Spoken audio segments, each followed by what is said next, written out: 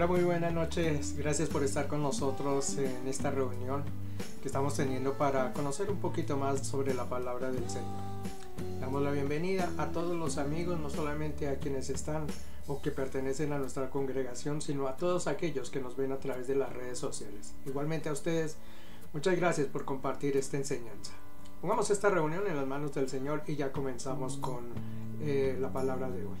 Padre bendito, ponemos en tus santas manos tu santa palabra, mi Señor. Que seas tú quien nos hables, nos muestres un camino hermoso como tú realmente lo tienes, mi Señor Jesús. Abre nuestros ojos, el entendimiento a tu santa palabra, mi Señor. Que lo que nosotros escuchemos sea de edificación para nuestro corazón y para nuestra vida. Y ayúdanos, mi Señor, a darnos la fuerza de ponerla en acción. Gloria sea a tu santo nombre, mi Señor Jesús. Gracias, y ya en un momentico comenzamos con nuestra enseñanza.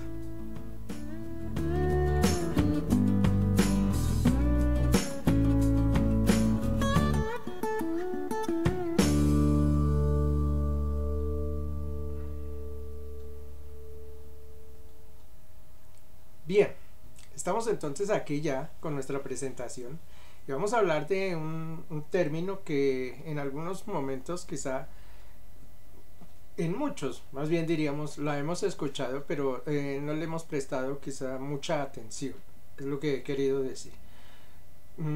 Siendo algo tan importante, quizá nos olvidamos de lo que realmente significa y cuál es el cuidado que podemos tener hacia a ese elemento del que vamos a hablar hoy. Para poder desarrollar el tema, los voy a invitar a una historia. Voy a echarme aquí una historia, un cuentico que escuché por allí y quiero relatarlo para que ustedes me ayuden, ¿no?, a tener un conocimiento acerca de lo que vamos a hablar. Resulta que dice el cuento que existía un rey en un lugar, imagínense un lugar hermoso, grandísimo, como sea, así como los cuentos de hadas, ¿no?, un paraíso. Existía un rey que lo poseía todo, ¿no?, riqueza, fortuna, mujeres, todo lo que ustedes quieran sentir, súbditos, todo lo que imaginamos que puede tener un rey en toda su concepción. Pues bien, el rey tenía 4 esposas y yo quiero que entonces las miremos a cada una de esas 4 esposas.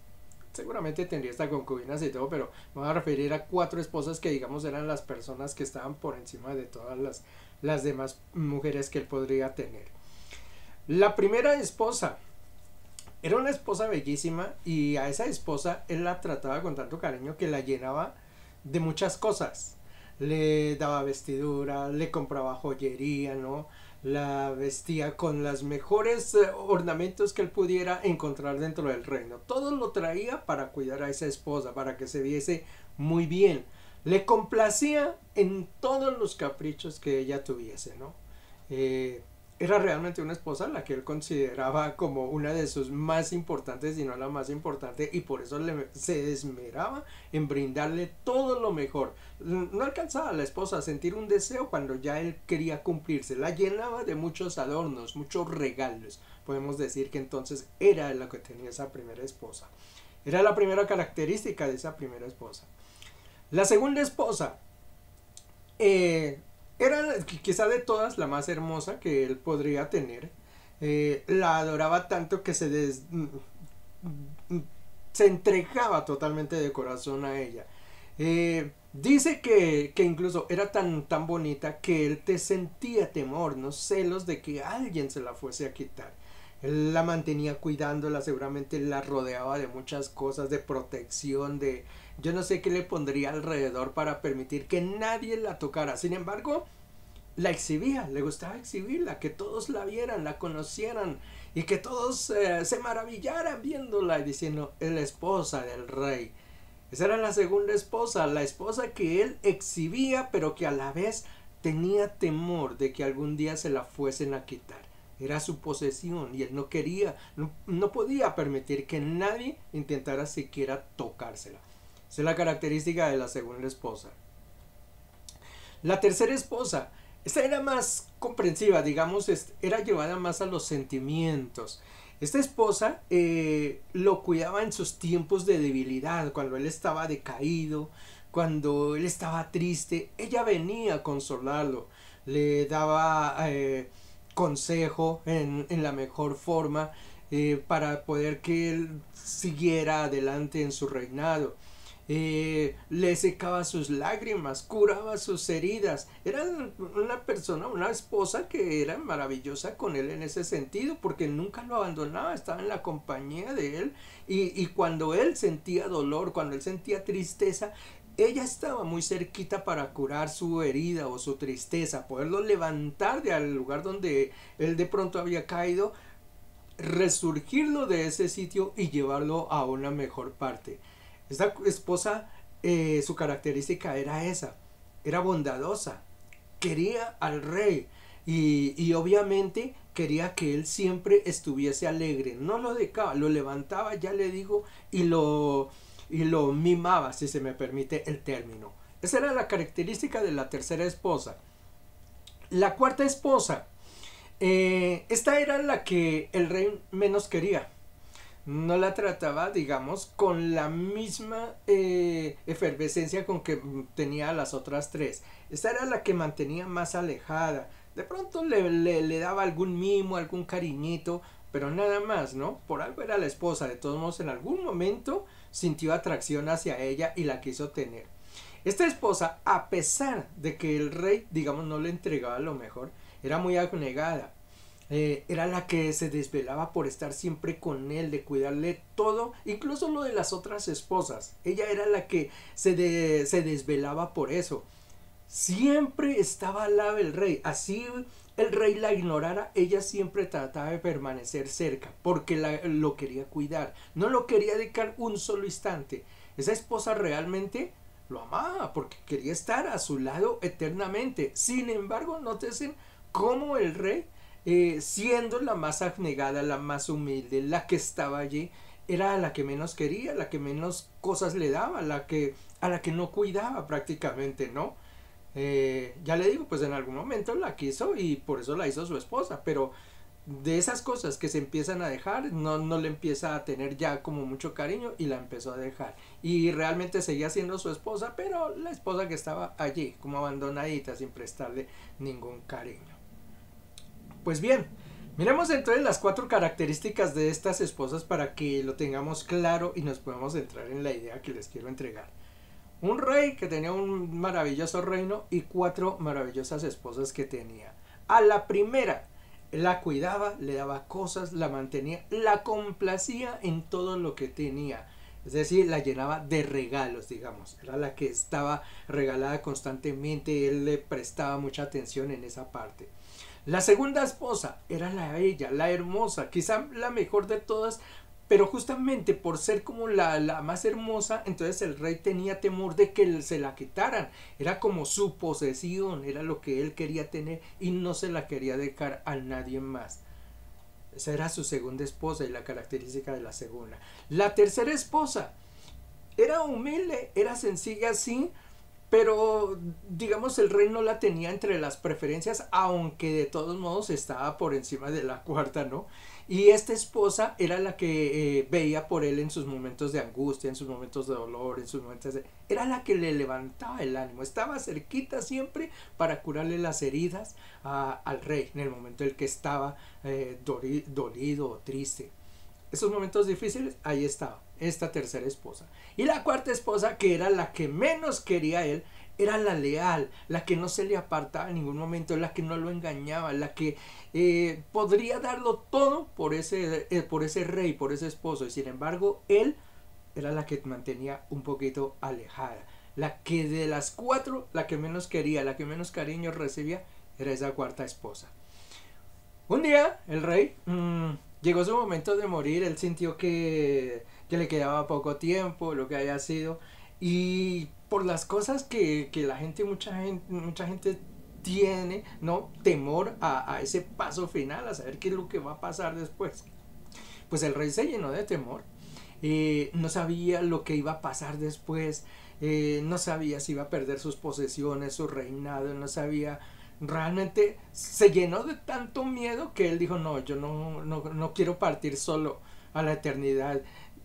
Yo buscaré que mis esposas me acompañen. Al fin y al cabo yo les he dado a ellas lo mejor, pues les voy a pedir que me acompañen y que vamos todos a ese lugar y así podré morir tranquilo porque sé que iré acompañado con ellas también. Entonces llamó a la primera esposa, la de los regalos. Él le dijo, mira esposa, me voy a morir, yo te he entregado a ti lo mejor, te he llenado de regalos, te he brindado muchas cosas, pero ha llegado el momento en que tú me demuestres tu cariño, tu verdadero cariño. Así es de que por favor te pido, acompáñame a ese lugar. No quiero ir solo, siento miedo de ir solo, acompáñame. ¿Y sabe lo que le dijo la esposa? Lo siento mucho, pero yo a ese lugar no voy. Tú vas allá, a mí déjame acá. El rey se sintió realmente dolido, imagínense, el corazón se le destruyó a esa esposa a la que él le había brindado tanto, le había entregado lo mejor, la había llenado de las mejores cosas, y en el momento en que él tenía que partir, ella lo abandonó, no lo acompañaba. Bueno, le quedan 3 esposas. Llamó a la segunda, le dijo, mira bella esposa, sabes tú que yo te amo mucho, eres lo más hermoso que existe en este reinado, te he exhibido ante los demás, te he mostrado que realmente tú eres importante para mí, ¿no? Y he cuidado de que tú pertenezcas solo a mí, que me acompañes siempre. Pues bien, voy a morir y te voy a pedir por favor que me acompañes. Ven conmigo, esposa mía, no me dejes ahora después de que yo te he cuidado y te he protegido. ¿Y sabe qué le dijo esta segunda esposa? Le dijo, está muy bien todo lo que usted ha hecho, perfecto lo que ha hecho durante esta vida en este mundo, digo, pero yo a ese lugar no voy a ir. Wow, el esposo quedó, ¿cómo así? O sea que ninguna de mis esposas, después de que les di tanto, me van a acompañar. Pues realmente el rey se sintió dolido completamente. ¿Cómo era posible que no le acompañaran a aquellas mujeres a las que él les había entregado lo mejor, ¿no? Y ahora estaba siendo abandonado por ellas. Llamó a la tercera esposa, la confidente. Dijo, esta sí me va a acompañar. Ella siempre estuvo de mi lado. En los momentos de tristeza, ella fue la que me vino a secar las lágrimas. Ella fue la sonrisa de dentro de mi vida, la alegría. Ella era el consuelo que yo tenía. Siempre me levantó el ánimo. Estoy seguro que ella no me abandonará. Y llamó a esa tercera esposa. Le dijo, esposa mía, mira, voy a morir. Voy a ir a un lugar que desconozco y tengo miedo de ir solo. Tú me has acompañado en todos los momentos. Me has aconsejado. Has venido conmigo. Yo sé que tú me acompañarás, ¿verdad, esposa mía? ¿Sabe qué le dijo la esposa? Le dijo, rey, usted sabe todo lo que yo he hecho por usted, lo que yo siento por usted. Pero créame, lo acompaño hasta aquí. Yo no puedo ir más allá. Pues para el rey esto fue terrible porque dijo, ¿cómo así? O sea, me acompañó en todo momento, en todo instante, en esos momentos difíciles, y cuando llega el momento más duro, ¿me abandona? Digo, pues ahora sí que no entiendo cómo así que ninguna de mis esposas me acompañó. Pues el rey se sintió tan demasiado deprimido que se va a su cuarto, definitivamente dice, voy a morir aquí solitario porque no tengo absolutamente nada. Como así que a quien yo le entregué las mejores cosas, cuando llega el momento de la muerte nadie me acompaña. En ese momento apareció la cuarta esposa, esa, la que él había abandonado en algún momento, la que no le prestaba atención, la que estaba allí solamente por algún instante, de pronto le daba algo de cariño. Y ella le dijo, rey, yo a usted lo he acompañado a todo lugar, a todo, no lo he dejado en ningún instante. Digo, hoy le quiero demostrar que realmente yo soy la esposa que lo ha amado siempre. Yo lo acompañaré hasta el lugar donde sea. Y el rey aceptó su compañía y partió. Es un cuento que, al fin y al cabo, cuento, ¿no? Pero que nos refleja, aunque no crea, muchas de las cosas que nosotros tenemos en este mundo y que podemos tener en nuestra vida. El rey y sus 4 esposas. ¿Sabe quién era el rey? ¿O quién es el rey realmente dentro de nuestra historia? A ver, adivinanza. ¿Cuál será el rey? Pues el rey, les tengo una respuesta. Es usted y soy yo. Nosotros somos ese rey. Y tenemos 4 esposas. ¿Sabía que tenemos 4 esposas? Pues sí. Nosotros tenemos esas 4 esposas, las que está allí representando el rey. Y se las voy a demarcar cada una como es. La primera esposa, siendo nosotros el rey, nuestra primera esposa es la que adornaba con vestiduras, la que daba regalos, la que le llenaba de cosas. ¿Sabes esposa para nosotros quién es? Nuestro cuerpo. Esa es nuestra primera esposa. Porque a nuestro cuerpo nosotros le entregamos lo mejor. Si nosotros estamos gorditos, ahí no al gimnasio a cuidarlo. Si tenemos una cosita por aquí, entonces al médico a ver si nos la puede quitar. Si la nariz la tenemos muy achatada, entonces a ver cómo nos la arregla. Si las orejas nos las puede quitar, las orejas de Dumbo, ¿no? Nos las puede recortar. Todo lo hacemos por llenar de regalos y de cosas a nuestro cuerpo, a esa esposa. La mantenemos lo más adornada, lo más bella que se pueda hacer posible. Cuidamos a esa esposa. ¿Y sabe lo que va a pasar el día en que nosotros como reyes muramos también? Vamos a llamar a esta esposa que se llama cuerpo y le vamos a decir, ¿sabe qué, esposa? Acompáñanos al lugar, al más lejano, a la muerte.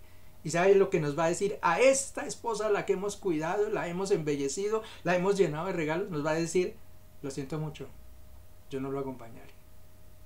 Esa esposa a la que le entregamos tanto, nos va a abandonar en el momento en que quizá necesitemos de eso. La segunda esposa era la bella, la que mostraba ante los demás, pero él sentía que la tenía que cuidar, proteger. Nadie se la podía tocar, nadie se la podría llevar. ¿Sabes esa esposa quién es? Esa esposa son las posesiones. Lo que nosotros tenemos, cuidamos nuestra casa, nuestro carro, cuidamos nuestro trabajo, todo lo que nosotros tenemos, lo exhibimos ante los demás. Dígame, si usted cuando tiene una casa quiere mostrársela ante los otros, cuando compra un carro, voy a exhibirla allí ante los demás, ¿no? Todos sus logros, usted quiere exhibirlos ante todo el mundo, pues esa es la esposa de las posesiones, bella como ninguna.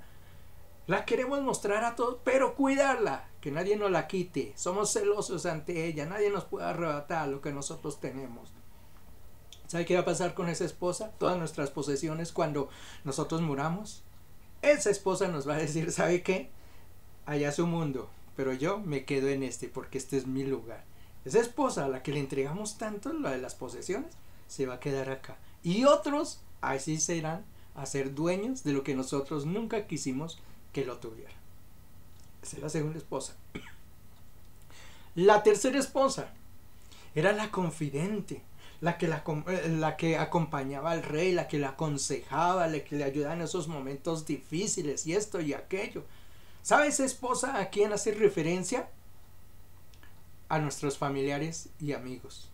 Incluso si usted quiere introducir, ponga la iglesia, su pastor, sus mentores, sus líderes. Ellos son los que nos acompañan, los que nos aconsejan, los que nos levantan el ánimo, los que buscan que nosotros estemos siempre en alegría, que no suframos, que no pasemos por momentos tan difíciles, ¿no? Es una esposa que nos ama. Y como la esposa de aquel rey le dice, sí, yo quisiera acompañarlo, ir con usted, pero realmente yo no puedo, hasta aquí lo acompaño. Y eso pasa el día de la muerte también con nosotros como reyes. Esa esposa, esos amigos, esos familiares, ese pastor, esos los demás, podrán acompañarnos hasta ese día, pero ese día nos van a decir, hasta aquí lo acompañamos. Y aquí en adelante su camino es solitario. Esa es la tercera esposa, la de los amigos. Y también nos dejará un día, cuando vayamos a la eternidad. Queda la cuarta esposa, la humilde, la que no se le presta atención, la que está allí pero que siempre nos acompaña, y ella irá con nosotros hasta la eternidad. ¿Sabe quién es esa esposa a la que no se le presta mucha atención, a la que no cuidamos y la que siempre nos va a acompañar? Se llama alma. Por eso este estudio está relacionado con eso, porque esa esposa nunca nos abandonará, y saber que de entre todas esa esposa es a la que tenemos que cuidar, porque es la que nunca nos va a dejar, y saber que esa esposa es la que muchas veces, y mucha gente, espero que no sea su caso, mucha gente, pero si usted lo mira alrededor, es a la esposa a la que no se le presta atención, no se cuida, no se protege, no se defiende, no se le da lo mejor. Esa esposa es la abandonada, es la humilde, la que está allí, pero es la que nos va a acompañar hasta el punto final. nuestra cuarta esposa. ¿Les gustó el cuentico? Gloria al nombre del Señor. Pues vamos a hablar de esa cuarta esposa en el día de hoy. Yo creo que recuerdan el título que les mostré allá al comienzo de la reunión, que era el alma, porque de ella es que vamos a hablar. Como les digo, muchas veces no le prestamos tanta atención a lo que es el alma, ¿no? Vamos a mirar la definición. ¿Qué es alma? Vamos a hacerlo a través de Wikipedia, Google o lo que usted busque por allí. Cualquiera de sus motores de búsqueda lo puede hacer. ¿Cómo definen el alma? ¿Verdad? Dice, el alma o ánima, del latín anima. Dice, se refiere a una entidad inmaterial que según las afirmaciones y creencias de diferentes tradiciones y perspectivas filosóficas y religiosas poseen los seres vivos. La descripción de sus propiedades y características varía según cada una de esas tradiciones y perspectivas. Realmente cuando uno va a estudiar o va a mirar, ¿no? Lo que es alma y cómo está desarrollado dentro de, ya le digo, de esos buscadores, cómo la definen, es un poco, digamos, desgastante y por qué no hasta frustrante, les digo la verdad, porque yo también le he dado vueltas a eso y como que uno no encuentre que nadie pueda definir realmente lo que es alma. Incluso hay muchas formas como la definen, unos dicen alma es esto, alma es aquello. Los filósofos antiguos, una primera creencia incluso tenían de que el alma estaba relacionada era con el movimiento, que todos los seres que poseían movimiento tenían alma. Eso incluía a los animales, a las personas y los demás. O sea, todos los seres que poseían un tipo de movimiento era porque poseían un alma. Después vino otros filósofos como Aristóteles, incluso Platón, habló de lo que era el alma y ellos ya se centraron que no, que era otra forma, una esencia muy distinta, que era la del comportamiento del ser humano. Bueno, en realidad se han dado, ya le digo, una cantidad de definiciones. Cuando uno lee las de Wikipedia, por ejemplo, las que da aquí, y si ustedes leyeron esta o me acompañaron a leer esa definición, uno se queda hasta pensativo porque realmente no entiende ni mucho cómo es que están definiendo alma. Es una entidad que tiene unas propiedades, que es inmaterial, que no sé qué, pero realmente no le definen a uno qué podría ser un alma. Y es que para el ser, digamos, natural, el ser de afuera, es muy difícil definir qué es alma, porque la gente de afuera no conoce cuál es la esencia del ser humano. Y cuando uno no conoce la esencia del ser humano, pues por eso no entiende ni lo que es cielo, ni lo que es infierno, ni lo que hay que hacer por esa alma, ¿no? Para entregarle un futuro a esa esposa, ¿no? Que nos acompañe hacia el más allá, cómo va a ser el comportamiento de ese ente. Como no se puede definir, no se puede, porque digamos no lo puede palpar, es que el ser humano vive mucho demasiado de la vista. Si nosotros vemos, aceptamos algunas cosas, las entendemos, pero es muy difícil cuando el ser humano no ve algo poderle dar una definición, ¿no? Son de esas cosas que son esencia y que son muy difíciles de definir, ¿no? ¿De qué se trata? Y el alma es eso, entonces no se puede definir o el ser humano no la puede definir. En la parte de abajo tengo una definición que es la religión, lo que dice la religión. Y digamos que es la definición más cercana que nosotros como seres humanos, como cristianos, como personas que creemos en un Dios o en un ente superior, podemos definirla y podemos decir esto es alma. Mire, dice, el alma sería la esencia de las personas, aquello que forma su identidad. Se trata de un regalo de Dios que hace único a cada individuo. Y yo creo que esa definición está mucho más acertada, ¿no? Es esa parte que nos entrega Dios y nos hace únicos. Que no seamos iguales a todos. Si no tuviéramos esa alma, ¿no? Pues seríamos seres humanos y quizá todos entonces tendríamos las mismas cualidades, las mismas sensaciones, los mismos sentimientos, seríamos iguales. Pero hay algo que nos identifica, que nos hace únicos. Y esa parte que nos hace únicos es nuestra alma, la que nos diferencia. Y esa, como dice allí, es el regalo que nos da Dios a cada uno. Ese es el punto y la esposa que nosotros como tal debemos de cuidar. Miremos algunos pasajes que tengo ahí anotados. Génesis, que nos refiere acerca de lo que es alma. Génesis capítulo 2, A ver, Génesis 2, capítulo 2, versículo 7. Mirémoslo acá, lo voy a poner para que ustedes lo puedan leer. Dice: entonces Jehová Dios formó al hombre del polvo de la tierra y sopló en su nariz aliento de vida, y fue el hombre un ser viviente. Este es el punto inicial y donde uno se tiene que detener exactamente. Todos éramos iguales, formados de la tierra, un poco de barro allí, pero lo que nos hizo diferentes, lo que nos dio una esencia diferente es cuando dice Jehová sopla un aliento de vida. Ese aliento de vida es el espíritu, pero junto a él va una esencia que es nuestra alma.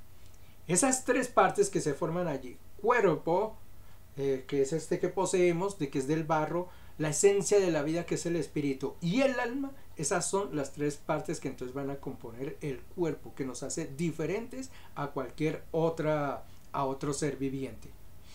Vamos a mirar a Job,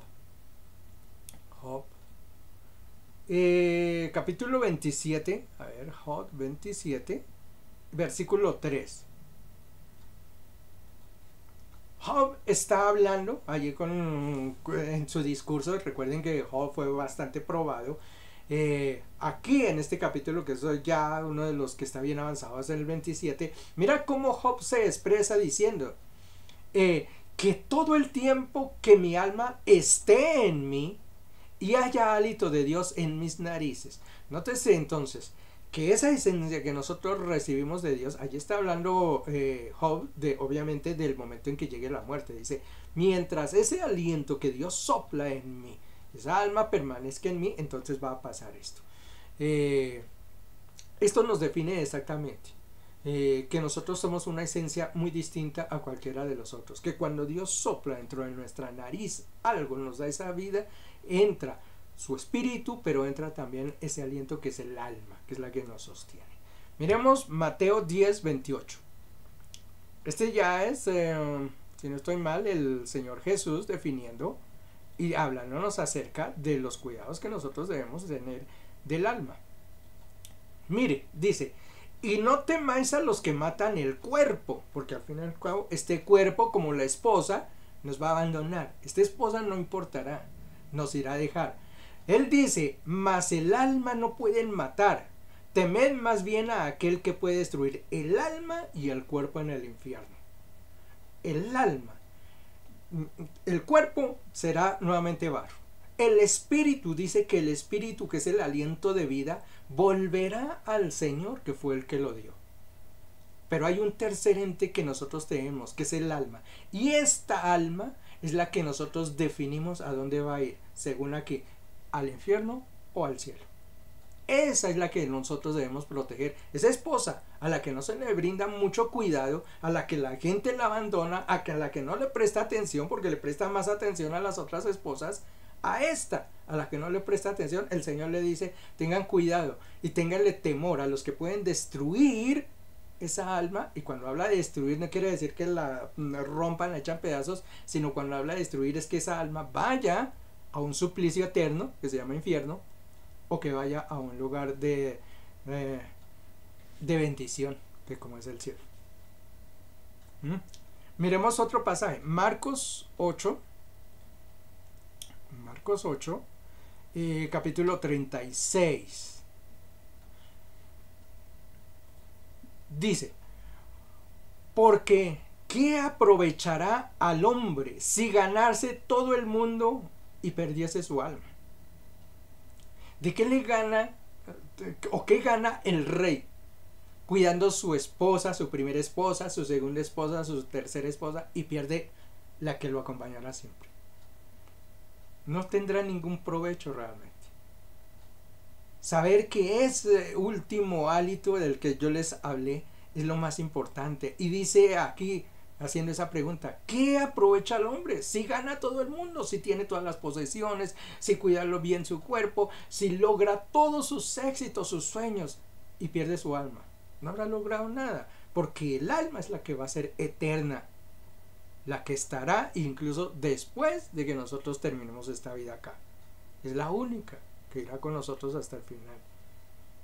El alma, esa es la que hay que cuidar, la que hay que mantener. Gloria al nombre de Jesús. eso. Bien. Vamos a ir nuevamente acá, que lo puedan ustedes ver. Voy a darles rápidamente algunas cositas que quisiera que tuviesen en cuenta de entonces.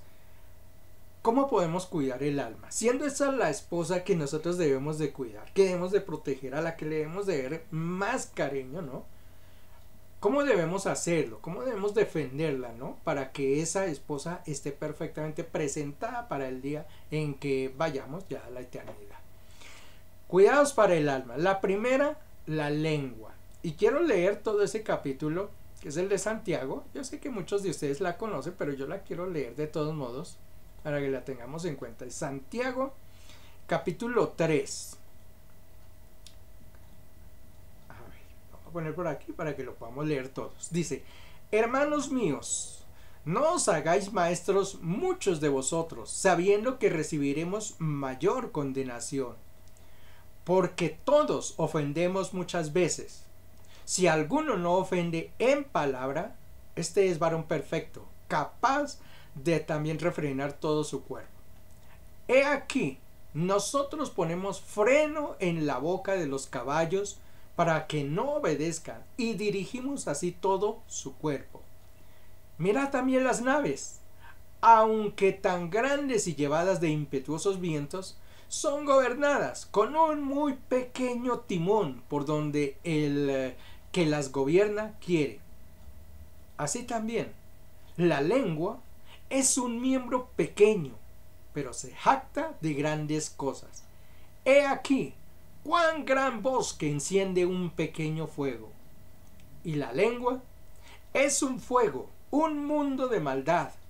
La lengua está puesta entre nuestros miembros y contamina todo el cuerpo e inflama la rueda de la creación, y ella misma es inflamada por el infierno. Noten esa descripción que hace, ¿no? Cómo la lengua, ese pequeño elemento que nosotros tenemos, dice allí, cómo puede contaminar ¿qué? Dice nuestra esencia, o sea, nuestra alma. La lengua es uno de los principales contaminantes que nosotros podemos tener contra esa esposa. 7. Porque toda naturaleza de bestias y de aves y de serpientes y de seres del mar se doma y ha sido domada por la naturaleza humana. Pero ningún hombre puede domar la lengua, que es un mal que no puede ser refrenado, llena de veneno mortal.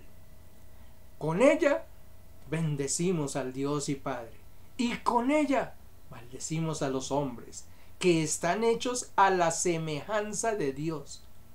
De una misma boca proceden bendición y maldición. Hermanos míos, esto no debe ser así. ¿Acaso alguna fuente hecha por una misma abertura riega agua dulce y amarga? Hermanos míos, ¿puede acaso la higuera producir aceitunas o la vid higos? Así también ninguna fuente puede dar agua salada y agua dulce. Lo que nos está hablando allí, y lo que yo quiero que tengan en cuenta, una forma para proteger, para cuidar esa esposa que nosotros tenemos, ¿sabe cómo la debemos de cuidar? Refrenando nuestra lengua, sabiendo de qué nosotros estamos hablando, cuidar nuestro lenguaje, nuestro vocabulario, de quién hablamos y de qué hablamos. Con nuestra lengua, dice allí, podemos bendecir, podemos estar todo un día, te bendigo Señor, Padre y Dios. Dice, pero es increíble que con esa misma lengua podemos maldecir a los hombres. Y cuando hablamos de maldecir, no es que te maldigo y esto aquello, no. Maldecir es también hablar mal de la gente, no desearle buenas cosas a otros. Entonces la lengua, mire, dice allí, ¿cómo la lengua siendo tan pequeña puede llegar a ser un veneno mortal para todo nuestro ser, ¿no? Queremos cuidar, queremos proteger esa cuarta esposa de la que yo les he hablado. Pues una de las primeras formas que tenemos que hacer es que refrenar la lengua, cuidar con lo que nosotros hablamos, tener en cuenta que esa lengua puede contaminar y dañar esa esposa a la que tenemos que cuidar. Muy bien. Segunda, dice, vestiduras santas. Leamos primera de Timoteo y luego les doy una pequeña explicación de esto, una pequeña visión de lo que yo veo de eso. La primera de Timoteo, capítulo 2, a ver, busquemos aquí, capítulo 2, versículos 9 y 10. A ver. Dice, asimismo, que las mujeres se atavíen de ropa decorosa, con pudor y modestia, no con peinado ostentoso, ni con oro, ni con perlas, ni con vestidos costosos, sino con buenas obras, como corresponde a mujeres que profesan piedad. ¿Por qué estoy hablando de este término y en este punto que debemos de cuidar el alma con esto? Mire, nosotros nos ataviamos y cuidamos nuestro cuerpo como esa primera esposa con las mejores cosas. Incluso la misma palabra aquí nos advierte que nosotros debemos de cuidar con decoro, de vestirnos con decoro, ¿no? Nuestro cuerpo. Y uno dice, bueno, si ese cuerpo material el Señor nos pide que lo cuidamos de la mejor, que lo vistamos en la mejor forma, ¿cuánto más nuestro cuerpo espiritual debemos hacer? Vestirlo con decoro, vestirlo con las mejores ropas, con las mejores cosas. Si nosotros queremos lucir a la moda, ¿no? Ponernos el mejor vestido que ha salido, tratar de combinar los colores, que nos vean así, esto y aquello, ¿por qué no también cuidar ese cuerpo que es el alma? Vestirla en la mejor forma, ofrecerle lo mejor. Eso es lo que nos llama la palabra del Señor también a hacerlo. Hay unos pasajes ahí más. Miramos ese de Colosenses. Colosenses, a ver, aquí está, Colosenses. El capítulo 3, versículo 12. ¿Qué dice? A ver, pongámoslo aquí. Vestidos, miren lo que dice. Vístase, póngase en ropas. Pero miren lo que dice el vestido que tienen que ponerse. Dice, como escogidos de Dios, santos y amados, de entrañable misericordia, de benignidad, de humildad, de mansedumbre y de paciencia. Mire el vestido que nosotros tenemos que poner. Y ese vestido, digamos, de misericordia o de benignidad, ¿lo pondremos sobre esta piel? No. Es sobre otra piel, o sobre otro cuerpo, sobre el que tenemos que poner estas características. Entonces la palabra del Señor sí nos habla de que nosotros tenemos que vestir nuestra alma, pero tenemos que vestirla con ropas agradables. Y esas ropas agradables son, como dice acá, de mucha misericordia, como santos, dice allí, de benignidad, de mansedumbre, llenos de paciencia. Mira el vestido que tiene que tener nuestra alma. Y cuántas veces nosotros le quitamos esas ropas incluso a nuestra alma, nos despojamos de ella. Dense en cuenta cómo nosotros destruimos y no cuidamos esa cuarta esposa de las que hablamos allí en el cuento del rey. Esta es una forma de cuidar a esa alma, de a esa esposa. Vestirla, pero vestirla con lujo. Y vestirla con lujo es vestirla con este tipo de cosas. Primera de Pedro, capítulo 3, versículos. Ahí tenemos. Vea, dice, vuestro atavío no sea el externo, de peinados ostentosos, de adornos de oro o vestidos lujosos. Mira cómo la palabra nos vuelve a replicar, ¿no? Nuestro atavío, o sea, nuestro vestido, ese que podemos, dice, no se preocupen solamente de peinarse bonito, de hacerse el corte de moda, hoy en día que se ponen las cejitas y no sé qué, se cortan y aquello, ¿no? De vestirse con las mejores cosas, los mejores adornos, sino que mire lo que dice en el versículo 4. Sino el interno, ese vestido es el que hay que cuidar, que es el vestido, el del alma, dice, el del corazón, el incorruptible ornato de un espíritu afable y apacible, que esté de grande estima delante de Dios. Eso es como nosotros debemos de vestir también. Entonces está bien. No, con esto no estoy diciendo que tenemos que desarreglar nuestro cuerpo, y seguramente la palabra no nos está exhortando esas cosas, sino lo que nos dice es que así como cuidamos nuestro cuerpo externo, nuestra apariencia, como nosotros nos salamos a la calle como cualquiera o nos presentamos ante los demás como nosotros queramos, sino nos arreglamos en la mejor forma, también ese cuerpo interno, ese ser interno que nosotros tenemos que vestirlo para cada ocasión, vestirlo con los mejores ornamentos. Y allí nos dice entonces cómo, incorruptiblemente, un espíritu afable, un espíritu apacible. Mateo capítulo 6, Mateo 6, versículo 25. Dice: por tanto os digo, no os afanéis por vuestra vida, qué habéis de comer o qué habéis de beber, ni por vuestro cuerpo, qué habéis de vestir, o sea, nuestras partes externas. Dice: ¿no es la vida más que el alimento y más que el vestido? El Señor Jesús nos está haciendo ese llamado. No se preocupen tanto por lo de afuera. Es importante, claro que sí. Pero no le pongan la mayor relevancia, porque hay algo que está mucho más importante. De hecho, ahí mismo el Señor en los versículos siguientes dice: yo cuidaré de ustedes, así como cuido las aves, como cuido las flores de los campos. Quieren tener un vestido, yo les doy un vestido. Quieren tener las mejores cosas, yo les doy las mejores cosas. Pero el Señor nos dice: pero hay algo que ustedes sí tienen que cuidar, y es el vestido interno. Ese sí no le corresponde al Señor. Ese vestido, nosotros somos los que lo cuidamos. ¿Cómo quieres vestir tu alma? Esa es la pregunta. ¿Qué vestido le vas a poner? Por eso, este pasaje, o este segundo tip que les doy para cuidar el alma: vestiduras blancas. Así es como nosotros debemos de vestir nuestra alma. Vistámonos externamente bien, maravilloso, como a usted le gusta verse, perfecto.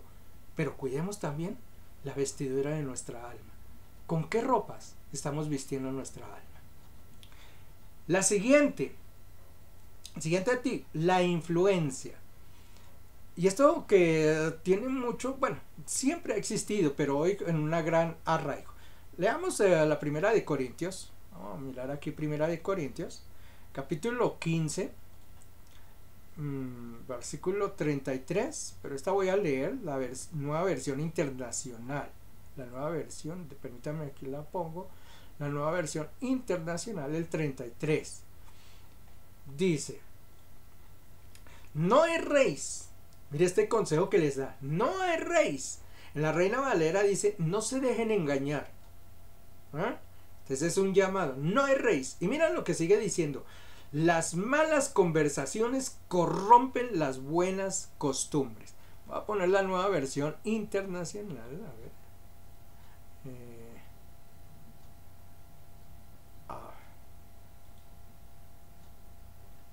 Aquí. Ahora sí, esa es la nueva versión. Esta dice: las malas compañías corrompen las buenas costumbres. Tremendo. Las malas compañías, hay que cuidar con quién nosotros estamos, con quién nos juntamos, a dónde nos metemos, cuál es el ambiente donde nosotros vivimos. No está bien. Por eso no está bien que digamos un cristiano me metió en un bordel, así diga que es que va a evangelizar. Ese no es el lugar para estar. La mala compañía. Yo recuerdo que en Estados Unidos alguna vez escuchando un programa, lo daban en la mañana, y una vez se les ocurrió decir que llamaran los oyentes, ¿no? Y dijeran algo que estuvieran haciendo y que la familia ni los amigos supieran, que, o sea, algo que fuese como prohibido, como de pronto estar haciendo droga, vendiendo drogas o lo que fuera. Pues llamó una muchachita, una peladita, según dijo ahí, como de 20 años, y le preguntaron: ¿y tú qué ocultas? Y le dijo: pues que yo me prostituyo. Resulta que la muchachita, según contó ahí, le decía a los papás, ella salía de estudiar en las tardes, y les decía que tenía que hacer un refuerzo en el estudio, y ese tal refuerzo era que se iba y se prostituía. Decía que trabajaba como 3 horas y regresaba a la casa, y nadie sabía que ella se estaba prostituyendo. Y entonces ellos le preguntaron: ¿y cómo llegaste a eso? ¿Cómo fue que te induciste en ese camino? Y ella dijo: no, pues mi mejor amiga me dijo que ella lo hacía y que ganaba muy buen dinero, y yo lo estoy haciendo y realmente sí, se gana buen dinero. Y ellos hacían esa pregunta: no, pero qué compañías, qué amigas entonces. Y esto es a lo que nos refiere justamente la palabra del Señor. Cuidemos cuáles son las compañías que nosotros tenemos, que son esos amigos de los que nosotros hablamos. Mire, si ustedes analizan todas las cosas en la vida del ser humano y de las personas que han fallado alguna vez, mire, siempre tuvieron un amigo que los indujo al licor, el primero que los metió allá al licor, y después ellos no pudieron escapar. Un amigo fue el que los indujo a fumar droga, a hacer droga, a meterla, como sea, a inyectársela o como sea. Siempre fue un amigo el que los indujo, los condujo. Eso no es por voluntad propia, voy a ir a hacer esto, no, casi siempre existe alguien que los arrastre. Un amigo es el que le habla mal al amigo de su esposa, de la familia.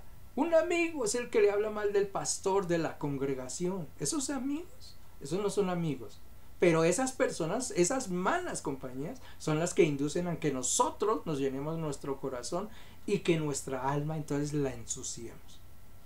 Por eso es muy delicado tener en cuenta que la influencia que nosotros recibimos de otras personas puede ser fatal.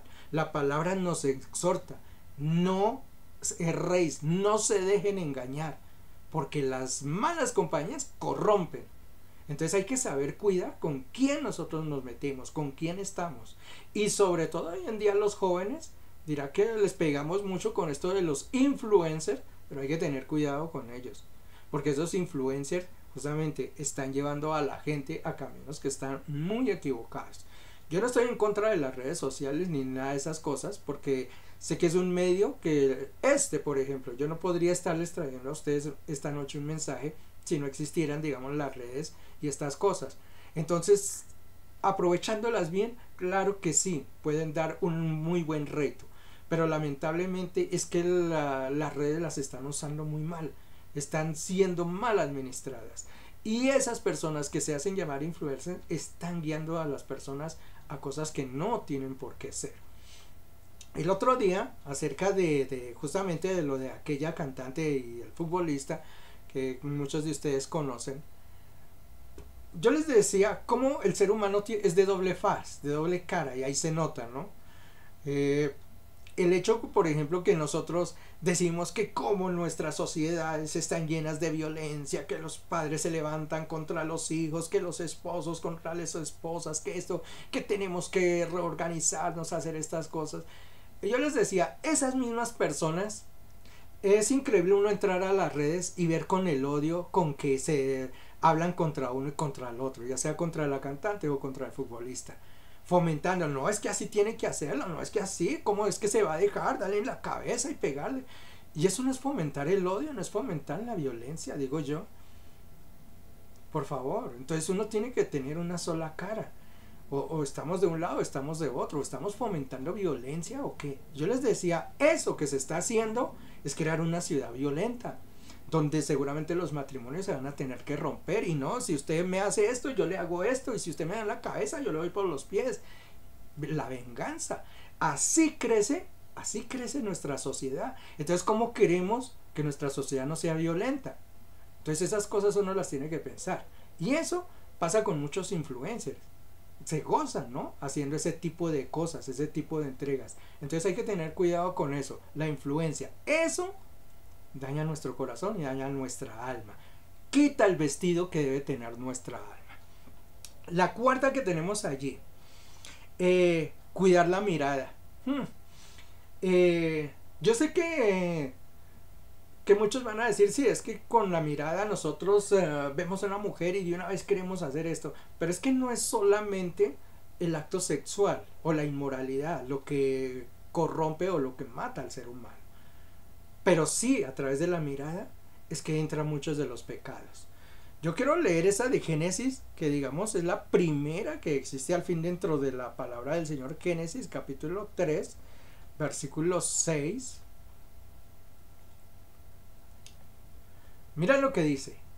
Y vio la mujer, vio, nota bien, por dónde entró el pecado, por la mirada. Dice, vio la mujer que el árbol era bueno para comer y que era agradable a los ojos, y el árbol era codiciable para alcanzar sabiduría. Y tomó el fruto, lo comió y se lo dio al marido. ¿Por dónde entró el pecado? Por la mirada. Y no fue un pecado sexual ni esto. Es un pecado que, o sea, cualquier tipo de pecados entra. Es por la vista. El deseo de la posesión, el deseo de obtener, de pronto, no sé en qué formas puede entrar la droga, de pronto, puede ser, ¿no? No. Pero hay que cuidar la mirada. que cuidar donde ponemos nuestros ojos, obviamente. Porque por ahí es una de las... Bien dicen que los ojos son la ventana del alma, ¿no? Y si usted deja abiertas esas ventanas a cualquier cosa, mire el mugre que le va a entrar allá. Entonces hay que cuidar la mirada mucho. Voy a leer la de Job. A ver, Job, esto es en el Antiguo Testamento. Job, capítulo 31. Job 31. Y el versículo 1. Voy a leer también la versión internacional. A ver, lo voy a poner aquí para que ustedes lo puedan leer también. Dice: yo había convenido con mis ojos. Mira lo que está diciendo Job. Este es uno de los últimos capítulos ya dentro de Job. Tiene 42 capítulos. Este es el 31. Y a este punto mire cómo le está diciendo allí al ángel: yo había convenido con mis ojos. Él sabía que a través de la mirada es que el pecado puede arraigarse dentro de una persona. Entonces él dijo: a mis ojos los tapé, a mis ojos los cerré. ¿Para qué? Para no mirar con lujuria a ninguna mujer, para no ser tentado. Mire que David, su tentación fue esa, y cayó en pecado por esa. ¿Por qué? Porque vio a la mujer de Urías allí desnuda, ¿ah? Y deseó poseerla. ¿Por dónde entró el pecado? Por la mirada, por la vista. Las ventanas del alma hay que mantenerlas bien cuidadas. Y ahí hay un último versículo, más terminamos, Mateo 5. Esto es Mateo, a ver, no, Mateo capítulo 5, versículo 28, que esta es la que nos habla el Señor Jesús justamente acerca de la mirada. Digo, pero yo os digo que cualquiera que mirase a una mujer para codiciarla, ya adulteró con ella en su corazón. El Señor mismo nos hace ese llamamiento. Cuiden lo que ustedes miran. ¿Dónde ponen sus ojos? ¿En la lujuria? ¿En el deseo de tener casas? ¿En el deseo de tener elementos que no son necesarios dentro de su vida? El pecado entra por la mirada. Y entonces por eso el Señor nos dice: cuiden dónde están poniendo sus ojos. Como decía allí en el primer pasaje en Corintios, ¿no? En Génesis. Miró la mujer y deseó poseerlo. Así entró el pecado. Bien, gloria al nombre de Jesús. Creo que hemos mirado algunos ticsitos de los que nosotros tenemos para poder cuidar nuestra alma. Debemos de revestir nuestro cuerpo exterior, así como cuidamos nuestro cuerpo exterior, debemos de cuidar nuestra alma, nuestro cuerpo interior, ponerle los mejores vestidos, las mejores cosas. Mire que esa esposa, como el cuento, es la que menos se le presta atención. Nosotros nos preocupamos más por nuestra apariencia física, nos preocupamos más por tener cosas, por alcanzar nuestros sueños, nuestros estudios, alcanzar una meta, tener un hogar, algunos, otros tener una casa, tener esto. Y como les digo, está bien pues desear tener esas cosas, esas esposas, poderlas tener. Pero hay una esposa que no se puede abandonar, que por encima de ellas, así sea la más humilde, la más abandonada, es la más importante de todas. Y esa esposa se llama nuestra alma, a la que tenemos que cuidar. Voy a cerrar diciéndoles cómo el Señor anhela vestir nuestra alma. Esa que nosotros a veces descuidamos, cómo el Señor la quiere vestir. Para eso quiero ir a Apocalipsis capítulo 3, versículo 5, que dice: así, el vencedor, mire, será vestido ¿con qué? Vestiduras blancas. Y no borraré su nombre del libro de la vida, y le reconoceré su nombre delante de mi Padre y delante de los ángeles. Esa esposa a la que muchos no cuidan, mira, el Señor la va a vestir en la mejor forma. El Señor no le preocupan si usted tuvo casa, si usted tuvo carro, si usted tuvo esto. No le preocupan esas esposas, le preocupa la que no le brindamos cariño, que es el alma. Y a ella dice: le pondré vestiduras blancas, en la mejor forma será recibida. Apocalipsis 37:9 dice, si es Apocalipsis, esto no va a ser 37, Apocalipsis no tiene 37, vamos a ver, Apocalipsis tiene 22. Este versículo debe estar mal. No va a ser 37, creo que es 3, 7 y 9. Ostras, yo lo rectifico acá de una vez. 3, 7 y 9. Sí, creo que es ese. Dice, después de esto miré y vi una gran multitud que nadie podía contar, de todas las naciones. Mire, allá era una multitud que el Señor, Juan vio en el final. Dice, estaba de todos lados, de todas tribus, de toda lengua, de toda nación. Y delante de ellos estaba el trono, y delante el cordero. ¿Y sabe cómo estaban vestidos? Mire, vestiduras blancas y palmas en sus manos. Gloria al nombre del Señor.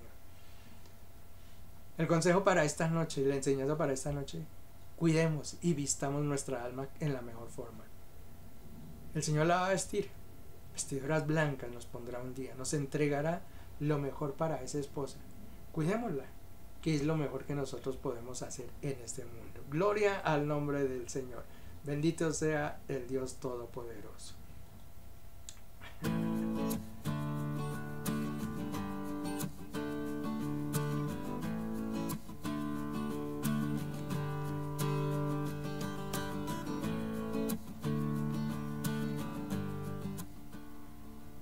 Les doy las gracias por haberme acompañado en este estudio esta noche, ¿no? Aprendimos un poquito acerca del alma. Como les digo, muchas veces no tocamos sobre este tema y no tenemos mucho conocimiento de lo que es el alma. Siempre hablamos de que el alma se gana, se pierde, pero como que no lo prestamos mucha atención y hay que prestarle la mayor atención, porque al fin y al cabo ella es o la que se salva o la que se pierde. Entonces hay que prestarle la mejor atención a lo que sea esa esposa que se llama el alma. Gloria al nombre de Jesús. Le damos gracias a ti, mi Señor, por el estudio en esta noche, por tu palabra. Gracias, mi Señor, por habernos abrazado con ella. Te bendecimos a ti, Padre. Te seguimos diciendo, mi Señor, que nos abra nuestros ojos al entendimiento, al mejor entendimiento de lo que tú tienes para nosotros. Que nos lleve, Señor, por el camino recto, el camino de paz, el camino de tu palabra. Que se abra nuestro paso, mi Señor, y que ella siga siendo esa luz maravillosa que nosotros hemos anhelado. Gracias, Padre, por la paz que nos das. Bendito sea tu santo nombre, mi Señor.